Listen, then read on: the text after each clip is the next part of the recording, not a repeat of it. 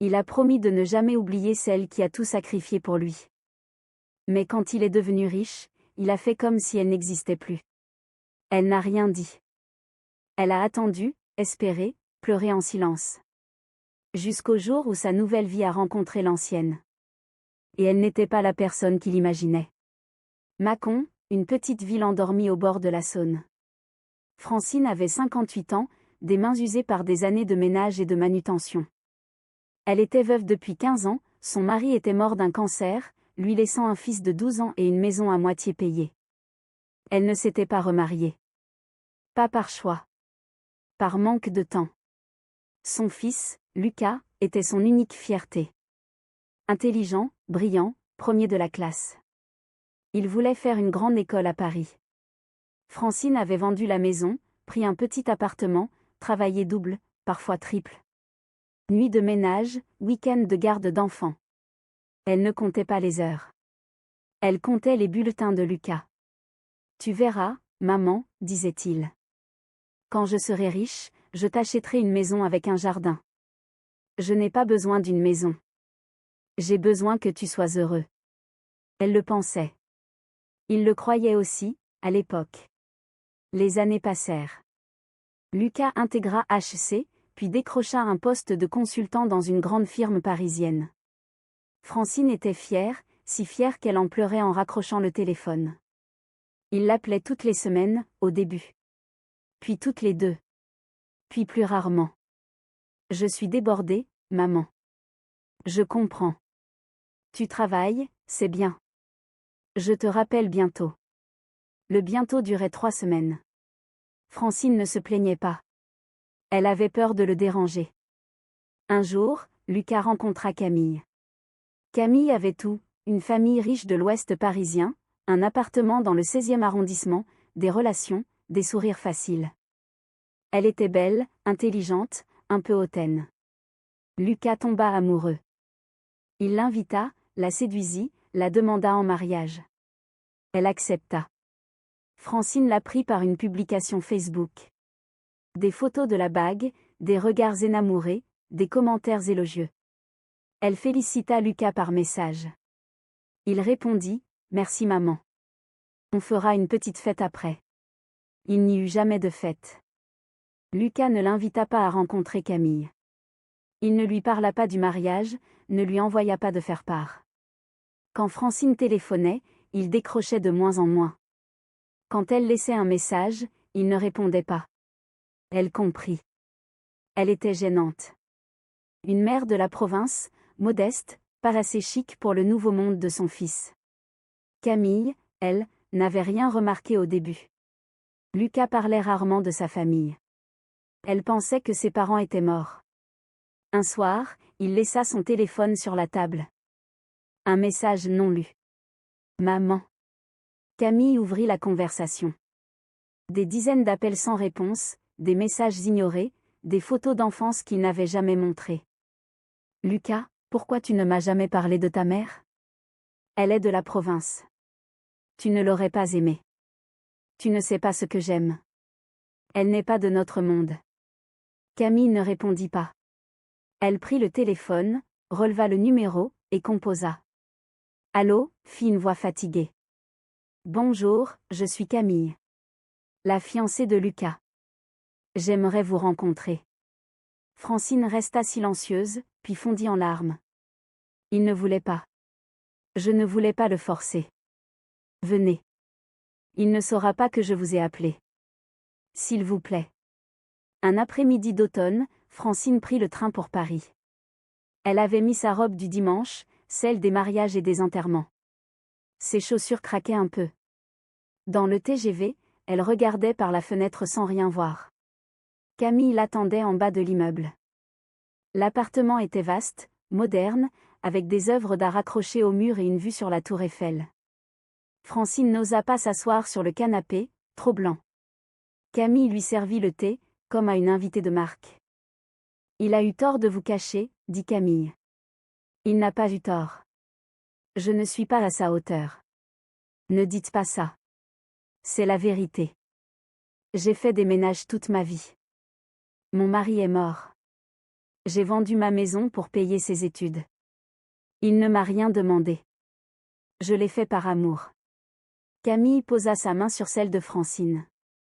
Il m'a dit que vous étiez sa seule famille, avant. J'étais. Je ne le suis plus.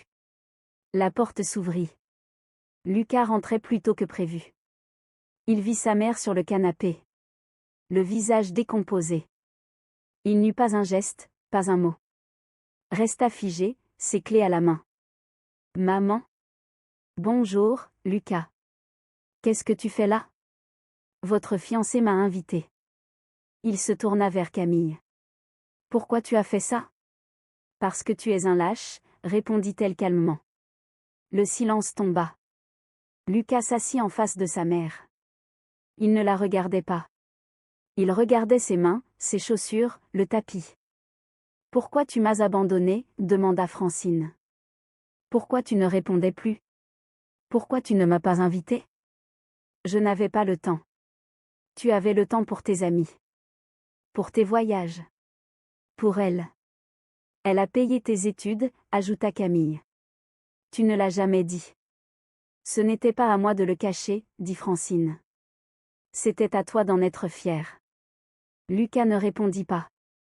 Les secondes s'étiraient. Francine se leva. Je suis venue pour te voir. Je t'ai vu. Je m'en vais. Ne pars pas, maman. Pourquoi? Tu vas me retenir? Il ne bougea pas. Francine prit son manteau, embrassa Camille sur la joue, et sortit. La porte claqua doucement. Camille et Lucas restèrent face à face. Je ne peux pas épouser un homme qui a honte de sa mère, dit-elle. Camille. Tu as fait comme si elle n'existait pas. Tu l'as laissée tomber. Je ne veux pas de ça. Je ne veux pas d'un homme qui oublie d'où il vient. Tu ne comprends pas. Si. Je comprends que tu es un enfant gâté qui a eu une mère exceptionnelle. Et que tu l'as trahi. Je prends du temps. Je réfléchis.